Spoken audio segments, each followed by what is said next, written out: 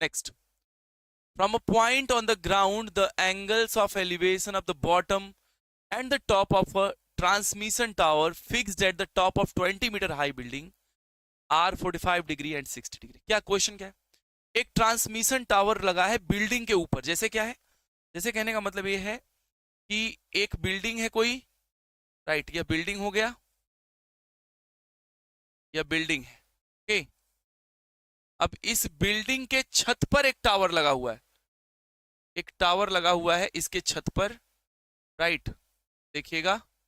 और अब यह जो टावर लगा हुआ है इसके छत पर, इस बिल्डिंग के छत पर लगा हुआ है टावर, तो अब इस टावर का एंगल ऑफ टॉप का एलिवेशन और इसके बॉटम का elevation of angle of elevation दिया गया। कैसे? देखो, ये हमारा हो जाएगा ग्राउंड, ठीक है। यहाँ कोई पॉइंट हम ले लेते हैं ग्राउंड पर यहाँ। अब इस बार एक बार इस पॉइंट से हम देखते हैं इस टावर के टॉप को, देखो ऐसे, राइट, टॉप को देखा गया। पहले क्या देखा जा रहा है? From point on the ground the angle of elevation of the bottom, फिर बॉटम को देखा, मींस पहले बॉटम को देखा गया। तो जो बॉटम को देखा गया वह एंगल बना है 45 डिग्री, राइट। और जब टॉप को देखा गया है तो पूरा एंगल बना है 60 डिग्री। अब दो ट्रायंगल है, दोनों में अलग अलग एंगल का केस बन रहा है, ध्यान से देखिएगा।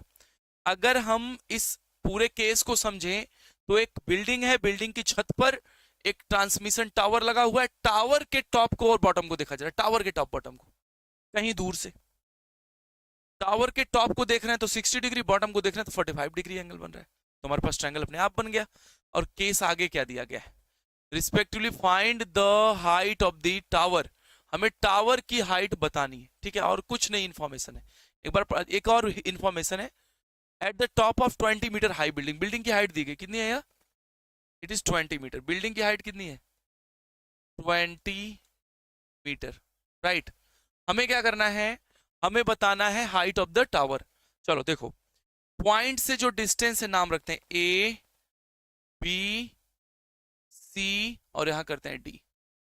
अगर इसको फिगर में, एक फिगर में कंबाइन करोगे तो फिगर कुछ ऐसा बनेगा, देखिए, ए, बी, सी और यहां डी।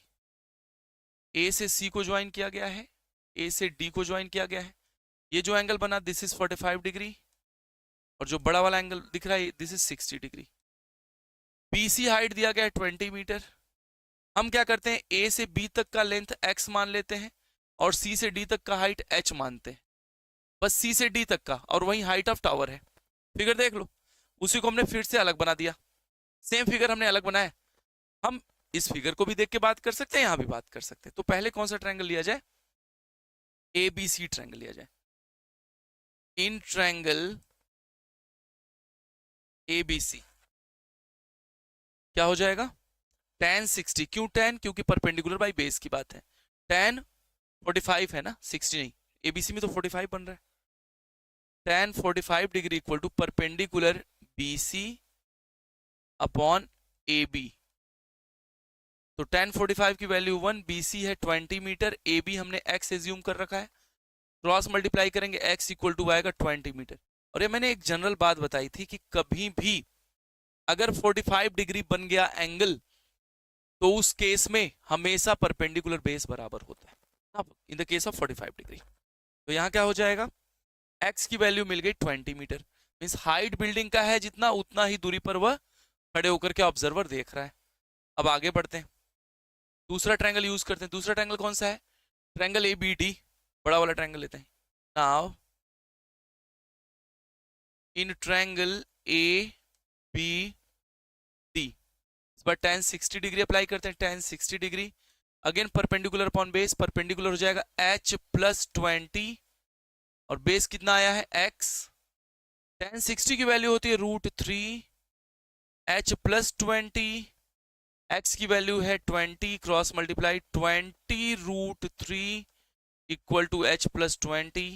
हमें h चाहिए तो h को रोकेंगे, 20 को शिफ्ट करेंगे, it becomes 20 √3 minus 20 equal to h।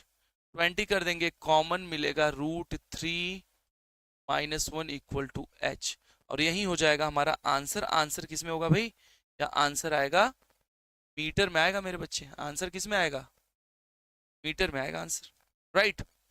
20 bracket root 3 minus 1 into h. Process देख लो। देखिए भाई बेसिक बात याद रखिए कि कौन सा ट्रायंगल यूज कर रहे हैं और किस पर्पस से यूज कर रहे हैं। अगर यह दो बातें आपको क्लियर है ना, तो आप क्वेश्चन बहुत ही अच्छे तरीके से बनाते चले जाएंगे।